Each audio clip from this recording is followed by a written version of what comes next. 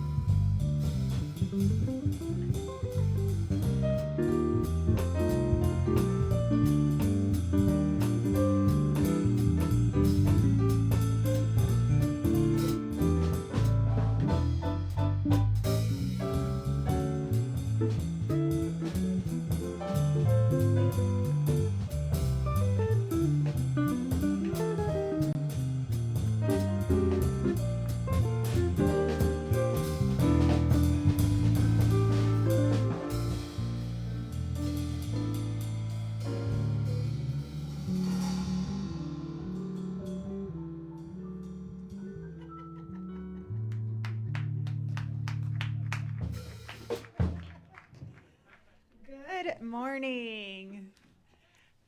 Oh, come on. Good morning. My name is Reverend Kylie Renner, and on behalf of the entire One Spiritual Center community, I want to welcome you here this morning. What a joy to see all of you and see some faces I haven't seen for a while. Welcome, welcome, welcome. I also want to acknowledge that this incredibly, gloriously beautiful day. Wow. We got blessed today. So thank you for bringing your love into this space this morning. If you are haven't been here for a while or not been here in person, there is a bathroom around the corner. Right there, there's an open door and it has a black tile on it. So that's where you find the bathroom. And it's always exciting when people discover the bidet. So if we hear screaming, we'll know exactly what just happened. So there you go. And I want to welcome Rick Compton here. He's here. What an honor to have you with us today. I'm glad you could make it. And so I have lots to talk about this week because we had quite a series of adventures in construction land. So I hope you're ready for that. But before we get into that, I'm going to ask you to join me, if you're comfortable, closing your eyes as we open into this day, just feeling what it feels like to be alive today. Maybe getting a sense of your breath for the first time today. What it feels like to be inhabiting this body.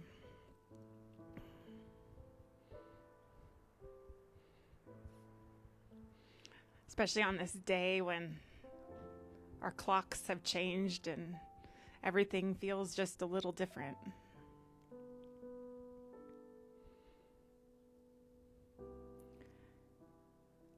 And I just recognize the power and the presence of the One moving through us and in us and as us, alive today in a new way. As we allow ourselves to open and unfold and hear and feel whatever it is we need to.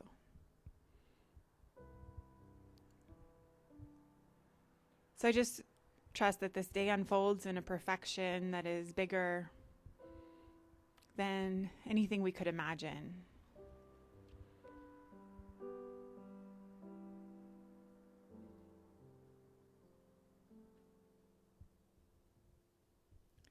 And I just let it be. And so it is.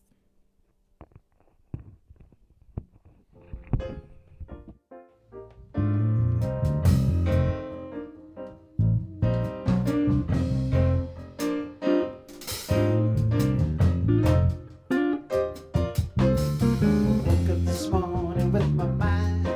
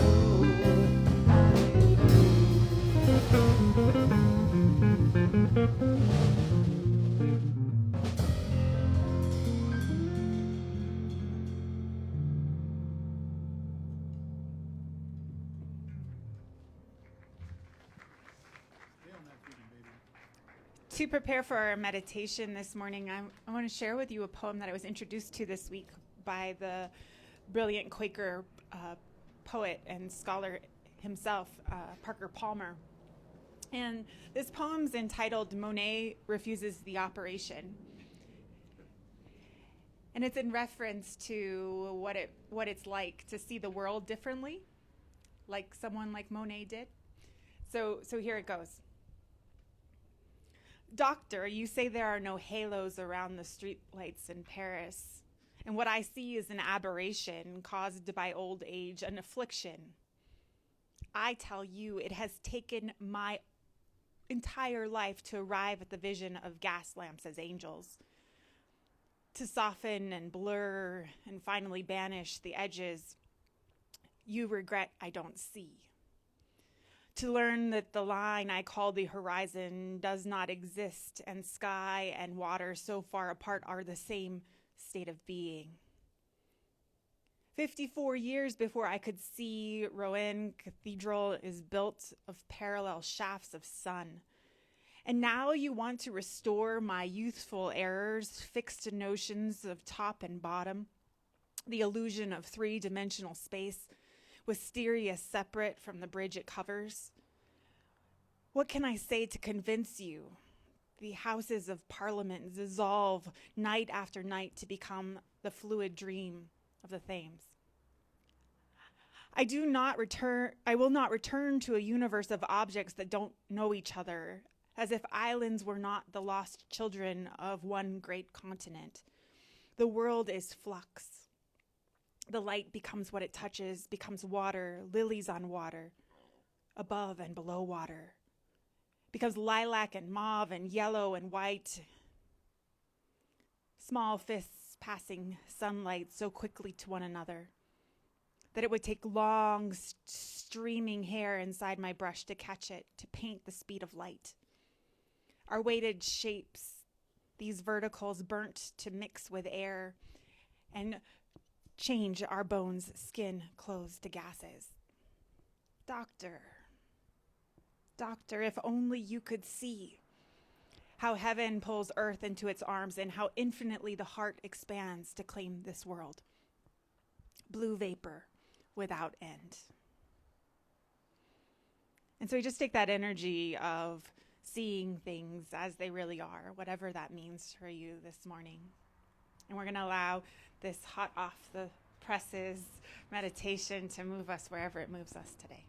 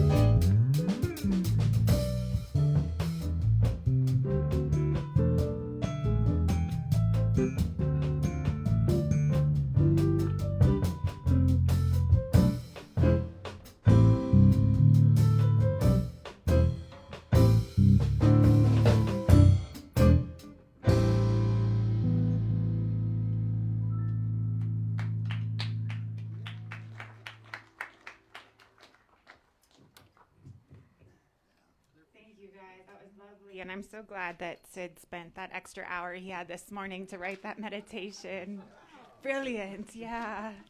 Can't imagine how you can do that. That's quite amazing to me. And it seems like we're probably having issues with our streaming this morning. So if you're with us, hi. If you're not, we love you anyway. This week Zephyr and I spent time down at his parents' house where he grew up, where he was born and raised, born on a dirt floor down south, about 45 minutes outside of Silver City, on this beautiful piece of land, very far away from other people. And whenever I'm there, I always remember this great story that Zephyr's dad tells about when Zephyr was a kid.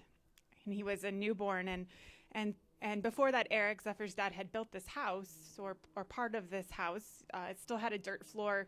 They didn't have electricity, although there was an electrical pole on the property. They were just not connected to it, and they didn't have plumbing. They had an outhouse, and Zephyr's grandfather came to visit, and Zephyr it has been known and is known for copious amounts of bathroom using. And so as a baby, it was 17 diapers a day. And his grandfather was visiting, and they didn't have electricity, and they were hand washing all of these diapers. And my grandfather-in-law was saying, well, why don't you just get, there's electricity right there. You just do it. And my father-in-law had all of these excuses, all of these oh, I hate the electric company. I don't want to do it. I don't want to do it. And finally, my grandfather-in-law had enough, and he said, Eric, everyone hates the electric company. Do it anyway. And so when I'm down there, I always think about that, right? About all of the things that even though, we may hate the electric company, tapping into that power is actually something that's really kind of necessary for most of the things we want to do in life. It makes a lot of things easier. And while it is possible to do a lot of things without electricity, the fact that we can and do have electricity is really important for a lot of the things that we want to do. And I think about that from the spiritual level, all these things where we're not willing to tap into them because we have all of these complaints or excuses. We hate the electric company, and therefore we're not willing to let go of kind of our coping mechanisms that maybe they work, Maybe we can do it without the power tool. Maybe we can do it without a washing machine. Maybe we can. But what could we do if we tapped into that power? So today I want to share with you this idea of we have all these tools at our disposal, but then we also have power tools. And sometimes hand tools are perfect, right? They work well. They're the exact thing for the job. But sometimes there are power tools, spiritual ones, that we need to be willing to tap into because the hand tools can only take us so far. And so I think about this a lot, especially because I'm really interested in how things are constructed and how that has changed over time or not changed over time. And I think a lot back to this trip we just took in August to Spain, and I had never been to Europe, and I'd never been around buildings that were that old that were still in use. And it was really interesting to realize that all of that had happened previous to power tools, right?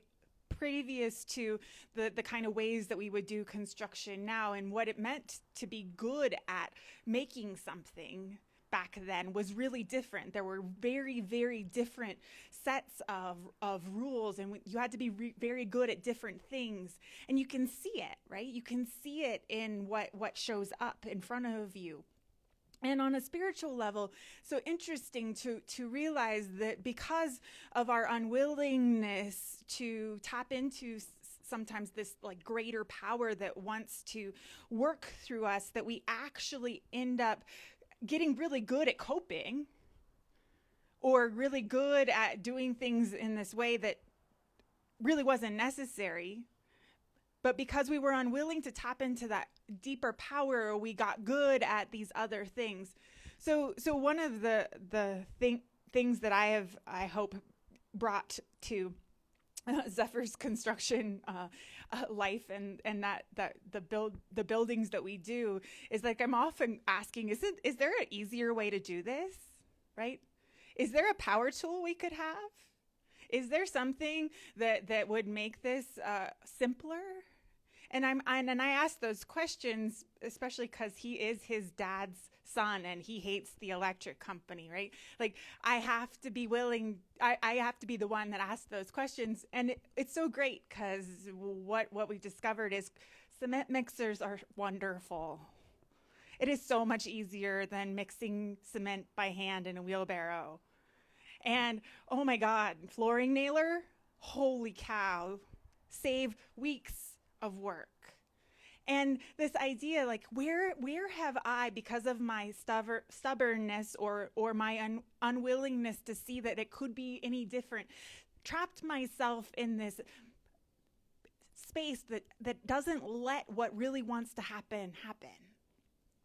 And sure, it may work, but it's kind of like trying to put out a fire with a straw, blowing these tiny amount of water at something instead of realizing that we have like this infinite power ready and available to us, and bringing in the fire truck, right? Bringing in that energy that says, I'm willing to participate in this bigger way. And it's so interesting as well because we get trapped in these ideas that we have about how things have been and why they were that way. And we forget that really all of that is a construct. So you may know this, but I was reminded of it this week, that these facts about the U.S. standard railroad gauge, which is the distance between the two rails. And it's a very specific measurement. It's 4 foot, 8 1/2 inches. And so you may ask, why is that such an odd number? Well, the answer is because that's how they built them in England. And American railroads were built by British expatriates. And so why did the English adopt that particular gauge? Well, because the people who built the pre-railroad tramways used that gauge. And they were in turn locked into that gauge because the people who built the tramways used the same standard and tools they used for building wagons. And they were set to a gauge of 4 foot, 8 1/2 inches. And so why were wagons built to that scale? Because with any other size, the wheels didn't match the old wheel ruts on the roads. And so who built those old rutted roads, you might ask? And the first long-distance highways in Europe were built by Imperial Rome for the benefit of their legions. And the roads had been in use ever since, and the ruts were first made by Roman war chariots. 4 foot and 8 1/2 inches was the width a chariot needed to be to accommodate the rear end of 2 war horses. And so the reason why the gauge of our railroads is what it is because that's the size of the butts of 2 horses. And when you start to think about all of those excuses, right, it's like the way it's been, or the way we built it, or that's what the tool I've always used, or that's the thing I've always picked up in my spiritual life when something like this has happened. Like, there's this idea encoded in that is like, I'm unwilling to change. I'm unwilling to look deeper about what could be possible. Is there something easier? Is there some power I am not tapping into because I have just decided that that's just the way it's always been and always will be? And maybe there isn't a better gauge for railroads. I'm not sure, but it's certainly strange that that's how it got to be, right? And we have to be willing to dissect that and look deeper and realize that there are all kinds of areas in our lives that have just gotten to be the way that they are because we have been unwilling to tap into our true power. The true power that's behind things, that wants to be activated by us, that wants to move in our lives. So when I kept thinking about this week, it's really interesting to do construction. One, we were putting a kitchen in a straw bale house. And I don't know if you know anything about straw bale construction, but those walls are really wide and interesting to work with is maybe the nicest word I could say. And we were putting this kitchen in 45 minutes away from the nearest hardware store. And we had to take all of our tools with us. And so there was a lot of planning, like what are we going to need? What are we going to use? How are we going to do that? What is that next step after we do that? And that process, though, got me really thinking about all of the tools that we use, right? And where are we using the appropriate tools, or where are we just using the thing that's closest at hand? And I think about that, especially when we're making these intentions in our lives, right?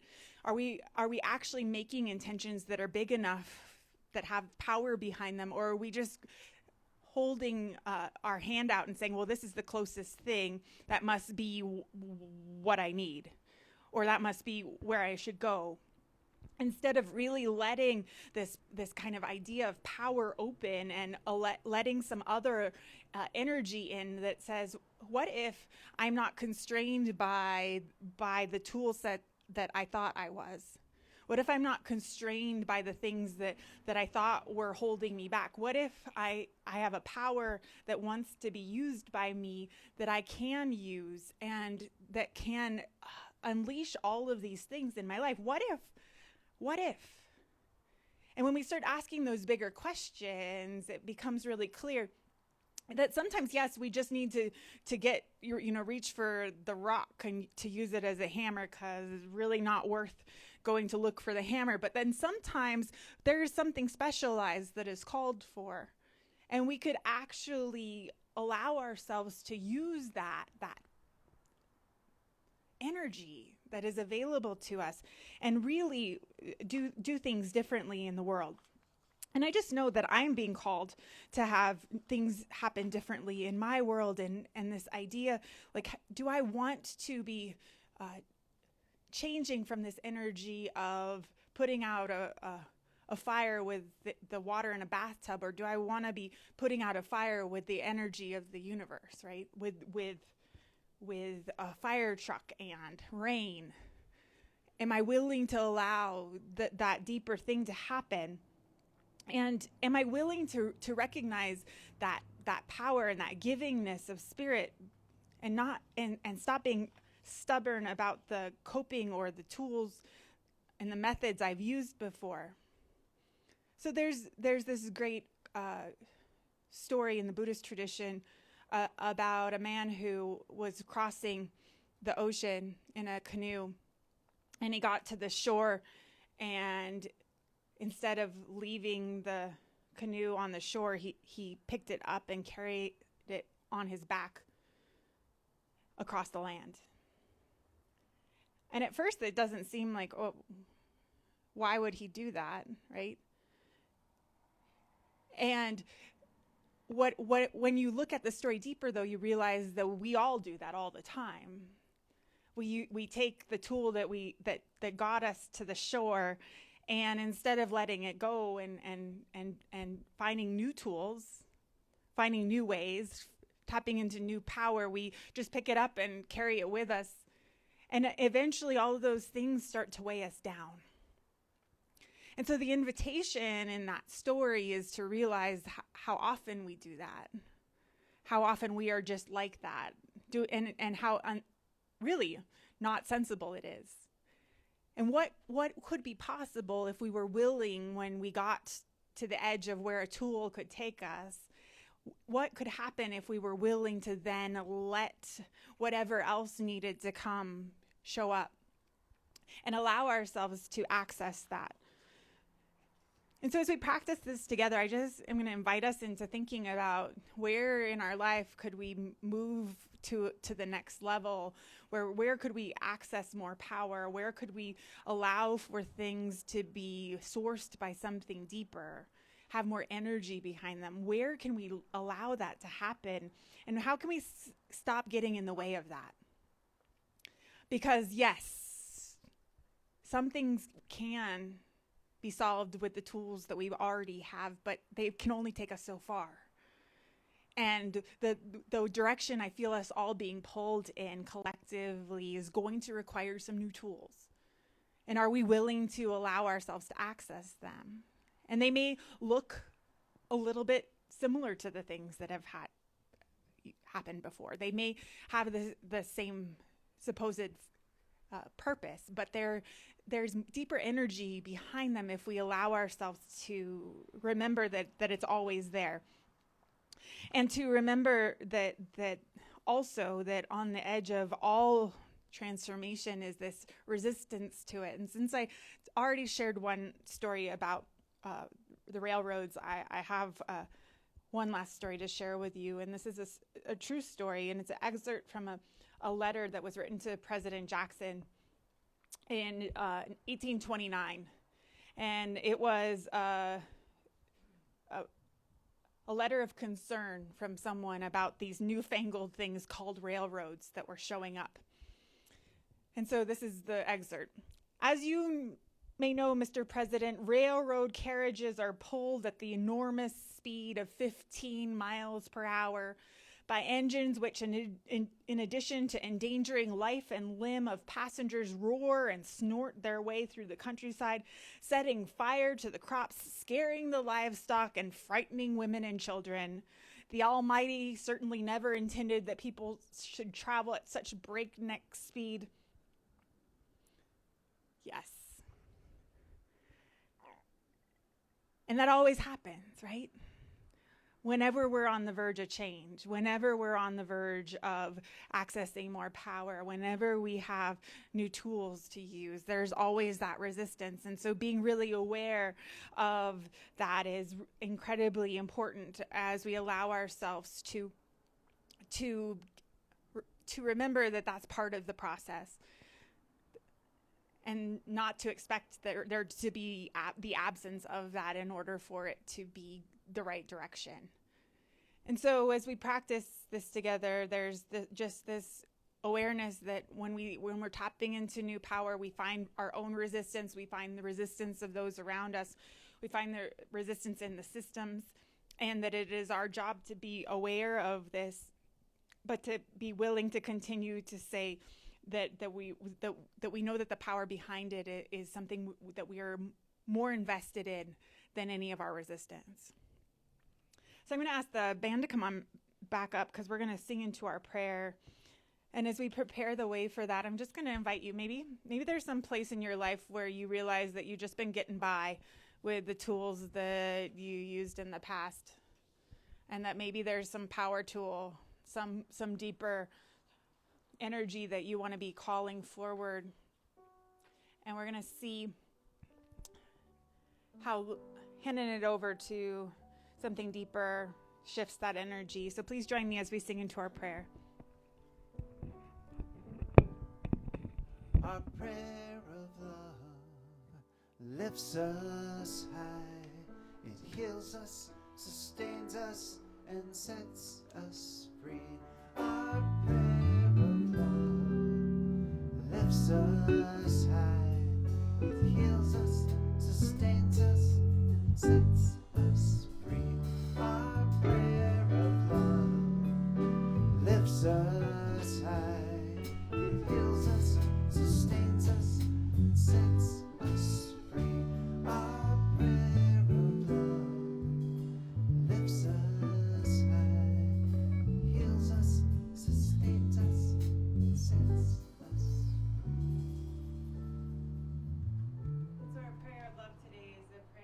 of opening to all of the power that is available to us.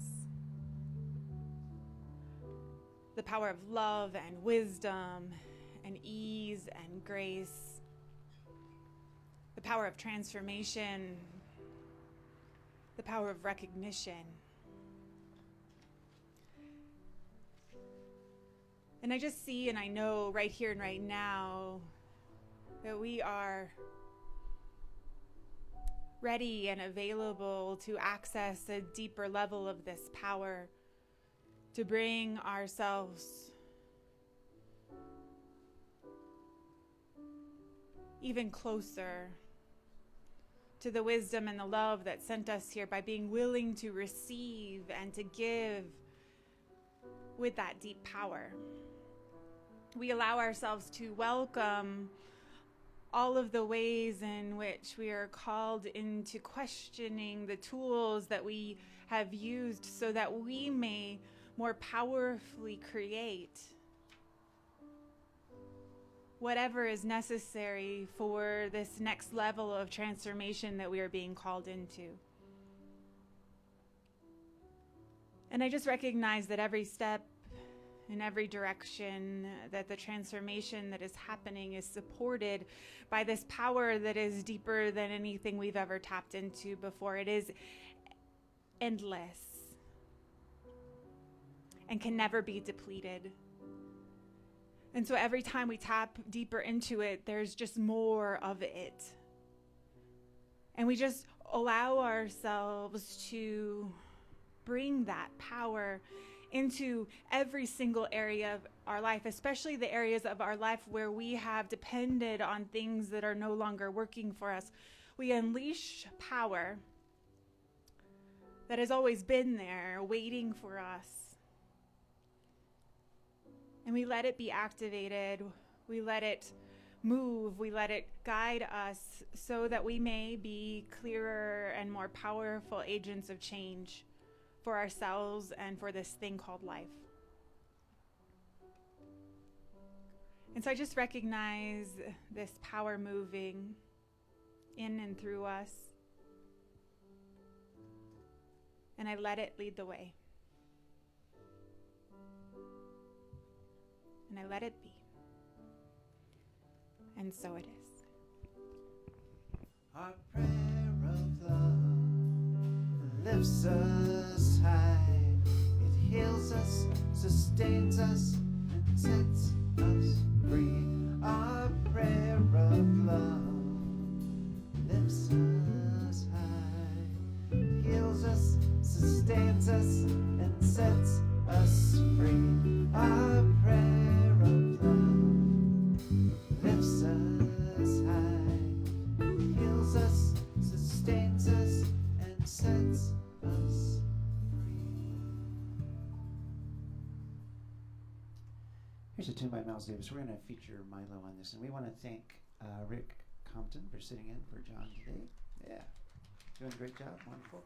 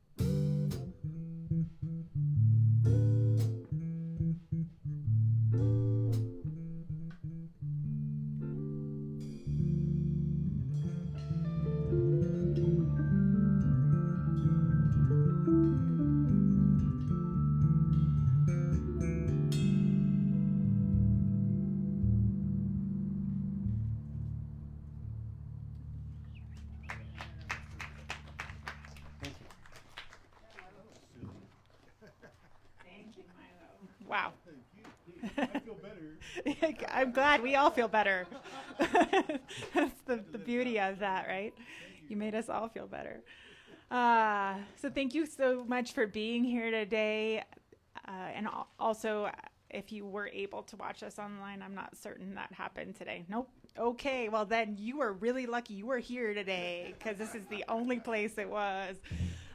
So we have baskets hanging in the trees if you'd like to make a contribution here in person to what we do here. We appreciate that and that continued love. And we have bagels. Yay!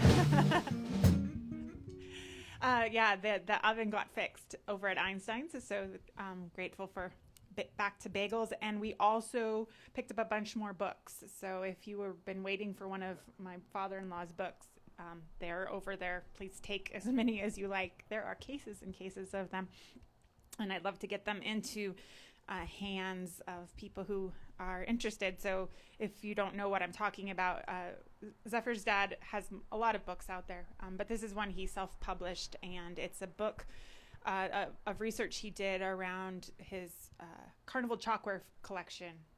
And if you don't know what that is, they were the prizes given at carnivals back in the day, and he has a bunch of them, and he took these photos and did a whole lot of research about all of the symbolism and history and archetypes and all of that.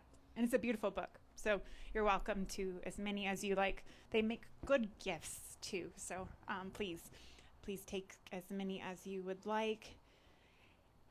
And I think we're ready to sing. Thanks for being here today.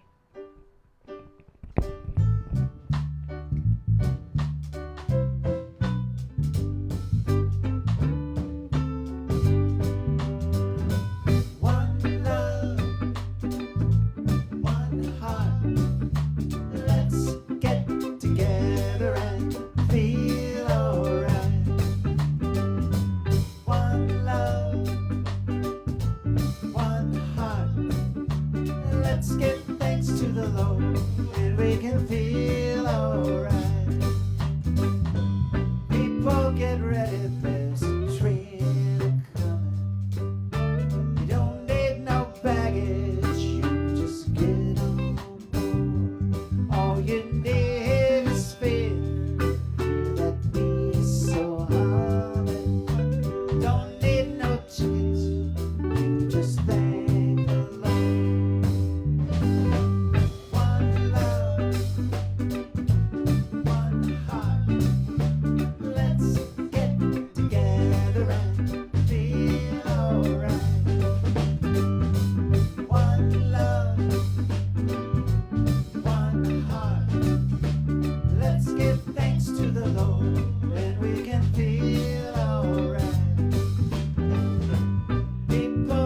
ready for that dream of joy.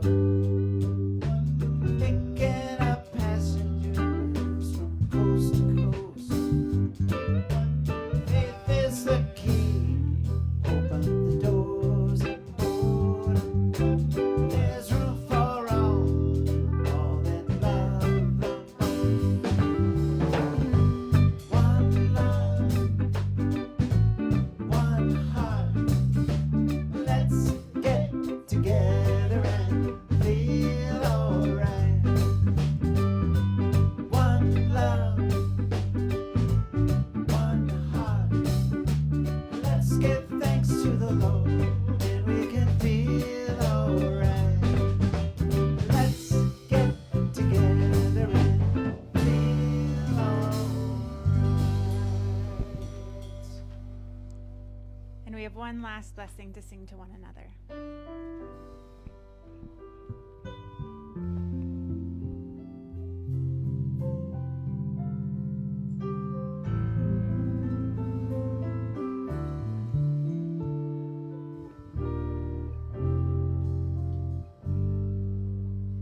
Go forth and walk in beauty,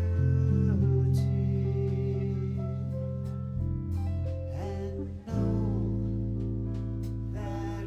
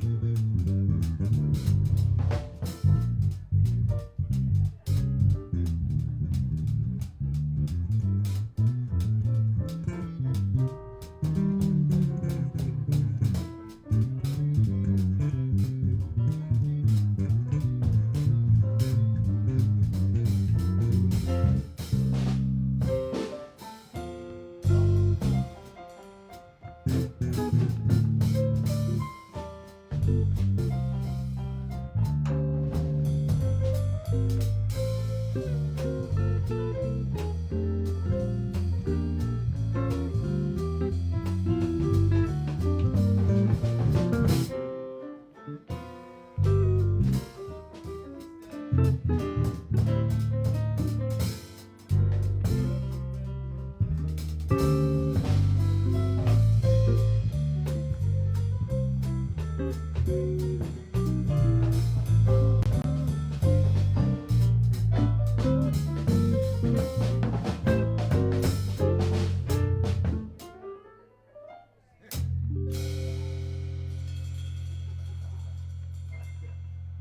you very much. Thank you very much.